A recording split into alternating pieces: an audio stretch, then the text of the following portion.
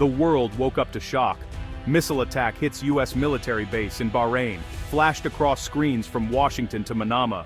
Just after 3 in the morning, explosions shattered the night. Alarms blared as the U.S. naval base took a direct hit. Within minutes, plumes of smoke rose above the compound. The world watched, breath held, as the attack scene unfolded in real time. Within seconds of the impact, sirens howled across the base. Soldiers scrambled from their bunks, grabbing helmets and gear.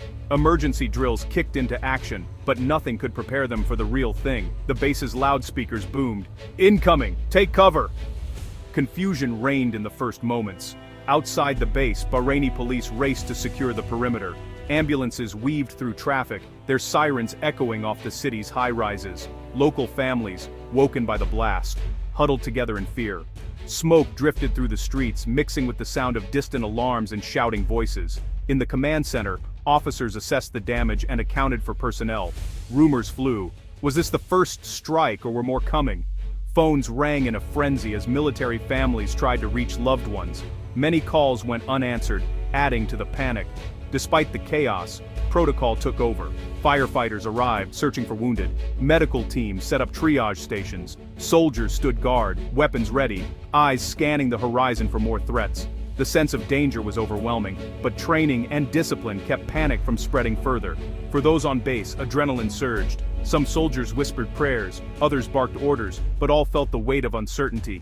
The fear was raw. Many had never faced an attack so close to home. Even veterans, hardened by past deployments, admitted this felt different. The enemy was now at their doorstep. Civilian workers, including many from Bahrain and overseas, faced a sudden, terrifying reality.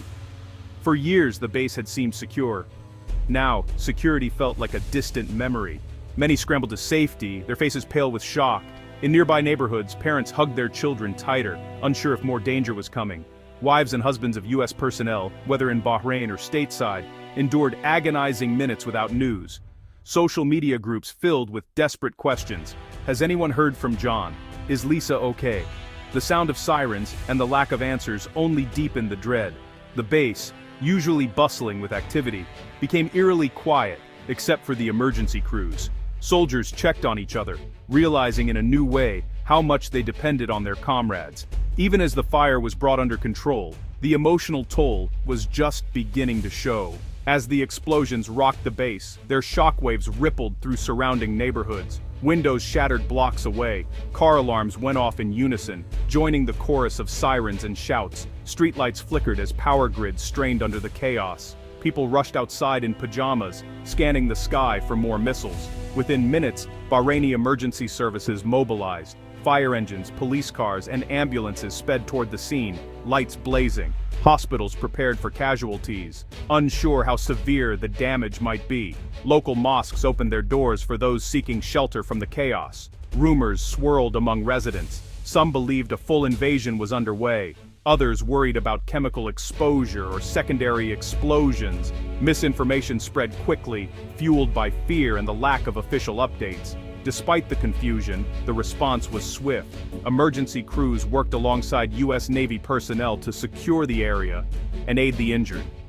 Volunteers brought food and water to first responders. In the darkness, a fragile sense of community emerged, even as uncertainty persisted. As dawn broke, the world's media focused squarely on Bahrain. News vans lined the roads outside the base, and journalists scrambled for updates, broadcasting live amid blinking emergency lights. Television anchors speculated about the attack's source and motive, often with more questions than answers. Social media platforms erupted, and hashtags like Bahrain Attack and Fifth Fleet trended globally. Eyewitness videos, some real and some doctored, spread like wildfire. Panic and misinformation multiplied. Some claimed a larger war had started, while others urged calm, warning against jumping to conclusions. Officials struggled to keep pace with the rumors. Messages from the U.S. Embassy and Bahraini authorities urged people to stay indoors and wait for verified information. But in the information vacuum, speculation reigned. People around the world watched, worried that the region could spiral into a wider conflict. The digital storm made it harder for families to get real news. False reports of casualties and new attacks caused heartbreak and confusion. In the fog of information, the line between fact and fear grew dangerously thin. The world was hungry for answers. But clarity was, slow to come. To understand why Bahrain matters, look no further than the U.S. Fifth Fleet. This naval force is the backbone of American military might in the Gulf. Its ships patrol strategic waterways, keeping trade and energy routes open. The base in Bahrain is its command center, a hub for intelligence, operations, and rapid response. The Fifth Fleet's presence is not just about military power. It reassures allies and deters adversaries. Bahrain, a small island nation, hosts the fleet as part of a decades-old partnership. For the U.S., losing access to this base would be a severe blow, disrupting the balance of power in the Middle East. The base has always been a potential target. Regional tensions, whether with Iran, extremist groups or other actors, make its security a constant concern.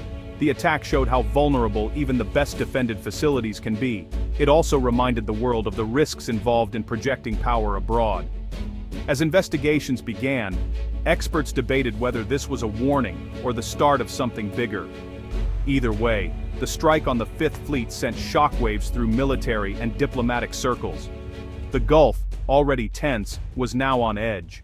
Within hours, statements poured in from Washington and Manama. The President of the United States addressed the nation, vowing to protect American forces and investigate the attack fully. "We will not be provoked into reckless action," he said, urging Americans and allies to stay calm and await the facts. Bahraini officials echoed the call for restraint. The King of Bahrain condemned the attack, promising full cooperation with the U.S. and a swift investigation. "Bahrain stands with our partners against all threats," his statement read. The government also reassured citizens that security forces were in control. World leaders weighed in. The United Nations called for dialogue and an end to violence. NATO allies sent messages of support but stressed the need for careful investigation before any response. The tone was serious but measured. No one wanted to see the Middle East slide into chaos. Behind the scenes, diplomats worked overtime. Hotlines buzzed between capitals. Military commanders reviewed security at other bases in the region. The clear message from all sides: stay calm, gather facts, and avoid rash decisions. The stakes were simply too high for missteps. The attack's effects spread far beyond Bahrain's borders. Oil prices jumped overnight, reflecting fears of wider instability in the Gulf. Shipping companies halted movements through critical waterways, worried about further escalation. The world's energy markets braced for disruption. Military analysts warned of possible copycat attacks. U.S. bases in neighboring countries raised alert levels.